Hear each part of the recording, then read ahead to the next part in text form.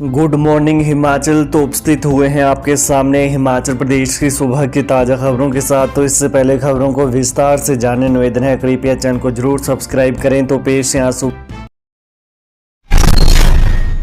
हिमाचल में 2 दिन भारी बारिश और तूफान का अलर्ट जारी।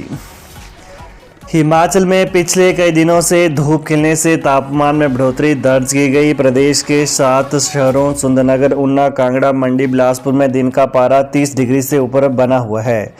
शिमला का अधिकतम तापमान भी सामान्य से करीब 5.9 डिग्री सेल्सियस ज़्यादा बना हुआ है।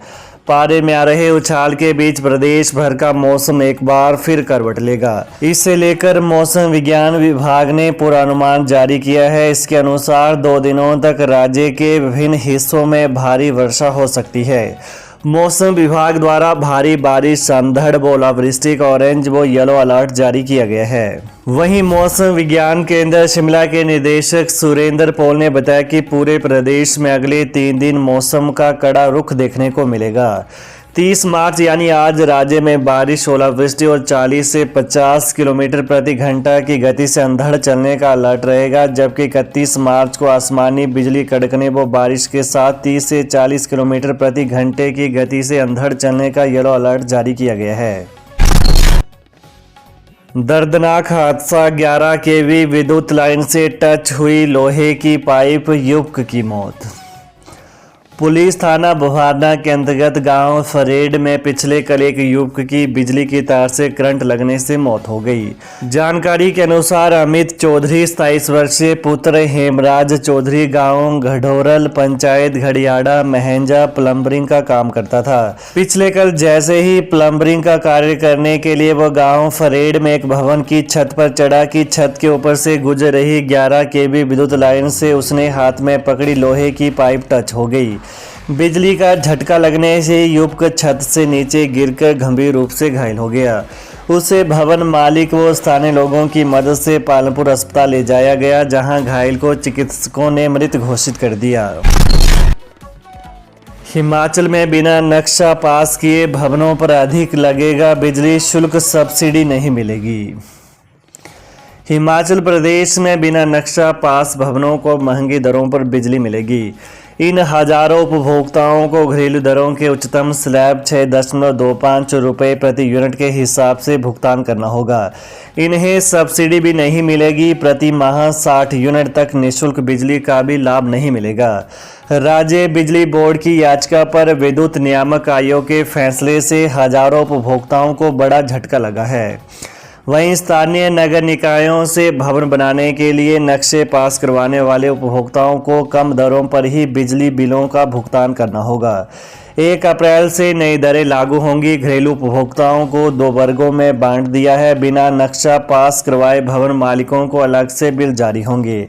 वहीं मार्च 2022 में सरकार ने नगर निकायों के NOC के बिना भी बिजली कनेक्शन देने का फैसला लिया था।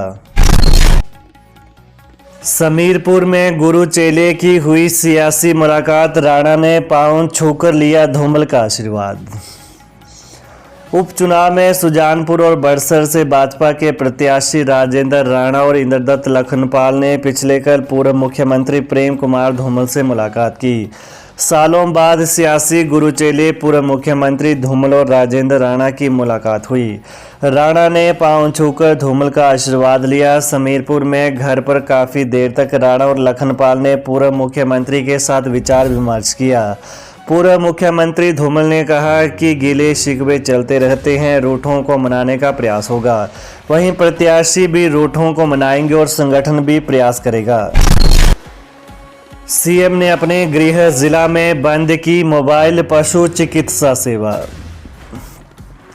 प्रदेश भर के पशुपालकों की सुविधा और दुग्ध उत्पादन को बढ़ावा देने के लिए गंभीर हुई सरकार ने मोबाइल पशु चिकित्सा सेवा शुरू की है।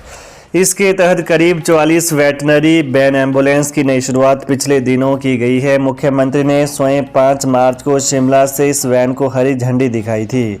प्रदेश के विभिन्न जिलों में यह वेटनरी एम्बुलेंस चल रही है, जिसका पशुपालकों को उनके घर द्वार पर लाभ भी मिल रहा है। लेकिन हैरानी की बात है कि 14 मार्च को मुख्यमंत्री के अपने ही गृह जिले में इन गाड़ियों को जिले के 4 उपमंडलों भोरंज, बड़सर, सुजानपुर और नादौन में चलाने के कुछ ही घंटों बाद अचानक रोक दिया गया।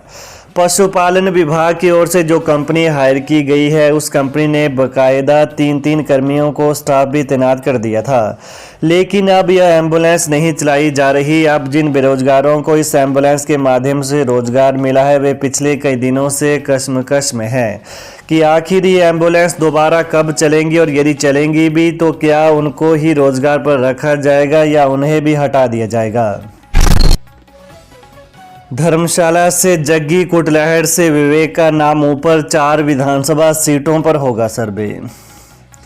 हिमाचल प्रदेश में होने वाले विधानसभा उपचुनाव के लिए कांग्रेस ने धर्मशाला से देवेंद्र जग्गी और कुटलहर से विवेक शर्मा को प्रत्याशी बना सकती है। इनके नाम सबसे ऊपर है और पार्टी में लगभग सहमति बन गई है। 4 अन्य सीटों पर सर्वे के माध्यम से प्रत्याशी चुने जाएंगे। वहीं सुजानपुर, नालागढ़, गगरेट और लाहौल स्पीति विधानसभा क्षेत्र में उपचुनाव के लिए पार्टी के 3-3 संभावित प्रत्याशियों का पैनल तैयार किया गया है।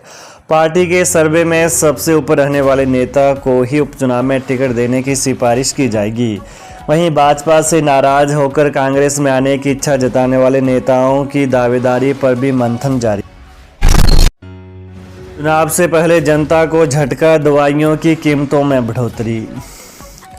लोकसभा चुनाव से पहले आम जनता को महंगाई का हल्का सा झटका लगने वाला है। दरअसल 1 अप्रैल से दर्द निवारक, एंटीबायोटिक्स और संक्रमण रोधी दवाओं सहित अन्य आवश्यक दवाओं की कीमतों में इजाफा होने वाला है। राष्ट्रीय औषधि मूल्य निर्धारण प्राधिकरण NWPA ने 1 अप्रैल से आवश्यक दवाओं की राष्ट्रीय सूची में शामिल दवाओं की कीमतों में 0.0055% की सालाना बढ़ोतरी की घोषणा कर दी है। यह बढ़ोतरी थोक मूल्य सूचकांक में सालाना बदलाव के मुताबिक की गई है। इसमें कुछ पेन किलर या दर्द निवारक दवाएं, एंटीबायोटिक्स और संक्रमण रोधी दवाओं सहित आवश्यक दवाओं की कीमतों में 1 अप्रैल से मामूली इजाफा देखने को मिलेगा। 2 महीने से बिना पगार दे रहे ड्यूटी, यह है चिंता। प्रदेश के कई जिलों में पुलिस थानों, चौकियों सहित अन्य जगहों पर तैनात होमगार्ड जवानों को पिछले 2 महीने से वेतन नहीं मिला है। वेतन का भुगतान न होने के कारण होमगार्डों को आर्थिक तंगी से जूझना पड़ रहा है। वेतन न मिलने से होमगार्ड जवानों को बच्चों की स्कूल फीस से लेकर घर का खर्च चलाना मुश्किल हो गया है। प्रदेश में करीब 6000 होमगार्ड जवान हैं। इसमें होमगार्ड विभाग के पास करीब 1500 जवान हैं, जबकि अन्य होमगार्ड जवान पुलिस विभाग और अन्य विभागों में तैनात हैं। वेतन न मिलने के कारण हालात ऐसे हैं कि होमगार्ड जवानों के घर जाने तक पैसे नहीं बचे हैं। सरकार ने दिया बड़ा झटका, हिमाचल में अब घरेलू उपभोक्ताओं को नहीं मिलेगी सस्ती बिजली। हिमाचल में अब घरेलू उपभोक्ताओं को सस्ती बिजली नहीं मिलेगी। सरकार ने बिजली उपभोक्ताओं को बड़ा झटका दिया है। प्रदेश में अब घरेलू उपभोक्ताओं को राज्य विद्युत नियामक आयोग के आदेशों के बाद 2 अलग-अलग वर्गों में बांट दिया है। इसमें एक वर्ग स्थानीय निकाय से NOC लेकर बिजली मीटर लगाने वाले उपभोक्ताओं का बनाया है। इन्हें सस्ती दरों पर हिमाचल में बिजली मिलती रहेगी और वहीं सरकार सब्सिडी भी देगी। इसके साथ ही एक दूसरा वर्ग ऐसे भवन मालिक बिजली उपभोक्ताओं का बनाया है जिन्होंने बिना अनापत्ति पत्र के बिजली मीटर लगवाए हैं।